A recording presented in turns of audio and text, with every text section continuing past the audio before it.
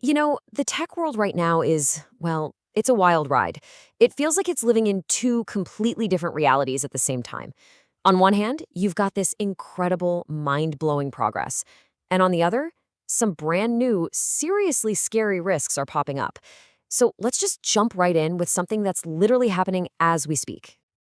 All right, let me ask you something. And seriously, think about it. This would have sounded like pure sci fi even last year. Are you ready to buy stuff, not on Amazon, not in an app, but just by having a conversation with a chatbot? Because, well, ready or not, here it comes. It's already happening. OpenAI is pushing out something called Instant Checkout right inside of ChatGPT. And this isn't a small tweak, folks. This completely changes the game for what we thought these AI tools were even for. Okay, and that's the perfect jumping off point for our first big topic today. We're talking about how AI is officially leaving the lab.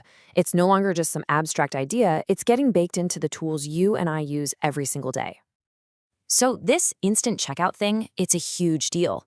It means ChatGPT is transforming from just a thing you talk to into a thing you buy things through. Right now, they're starting with Etsy sellers, which is cool. But get this, they're planning to bring on over 1 million Shopify stores. 1 million. That's a massive leap toward a world where you might do most of your shopping just by chatting. And of course, this kind of power doesn't just appear out of nowhere. It's all being fueled by what's basically an AI model arms race. You've got xAI's new Grok 4 model showing up on Microsoft Azure, and it's all about super advanced reasoning. Then, on the other side, you've got Anthropic's latest, Claude Sonnet 4.5, being plugged into GitHub Copilot. And we're not just talking about helping with a few lines of code anymore. This thing can help build whole applications from the ground up.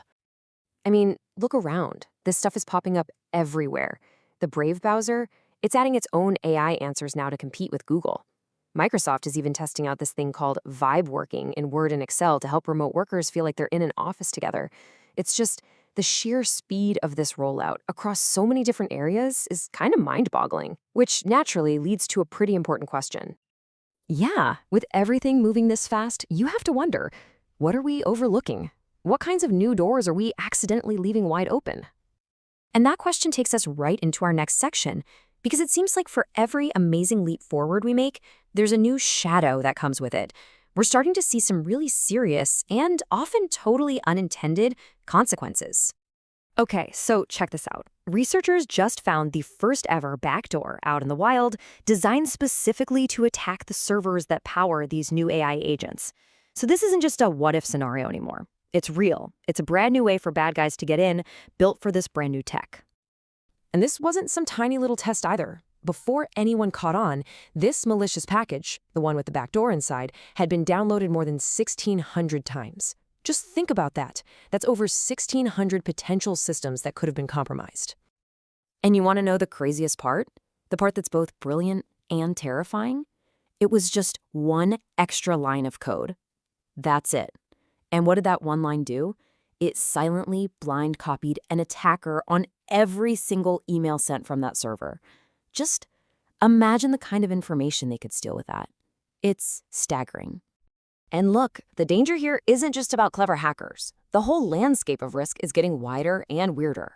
You've got everything from pure human error, like the FCC just, accidentally leaking future iPhone designs. You've got huge political battles, like X fighting a court in India that wants to give police, quote, arbitrary power to take down content. And then there are the massive ethical holes, like a recent Wired report that uncovered the, and this is their word, shockingly unregulated world of high-tech surrogacy.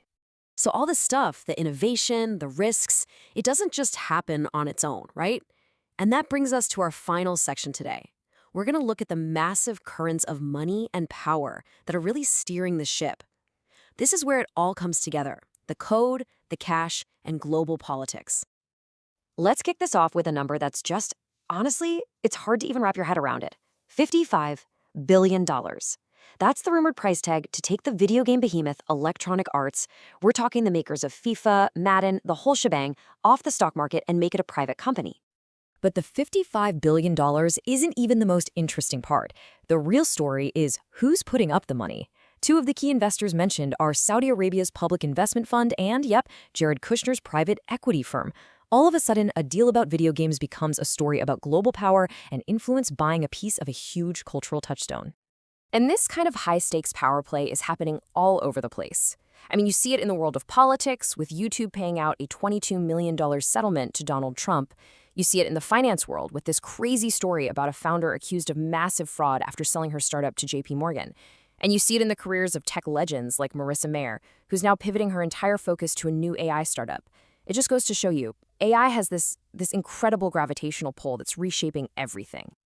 And then to bring it all full circle, you have OpenAI, the company we started this whole conversation with. The story they're telling now is that they are so completely overwhelmed with demand, so compute constrained, that they need these $100 billion server deals just to keep up. You know, it's kind of part humble brag, but it's also a very clever strategic move to justify their insane valuation and basically cement their position at the top. So yeah, that's really the story of tech right now, isn't it? It's an industry that is simultaneously building this unbelievable future at lightning speed, while also being forced to deal with a whole new class of really difficult and sometimes dangerous new problems. Which really just leaves us with one big final question to think about. As both of these things, the amazing innovation and the serious risks, keep getting faster and bigger, who's actually responsible for the consequences? Who's in charge of what happens next?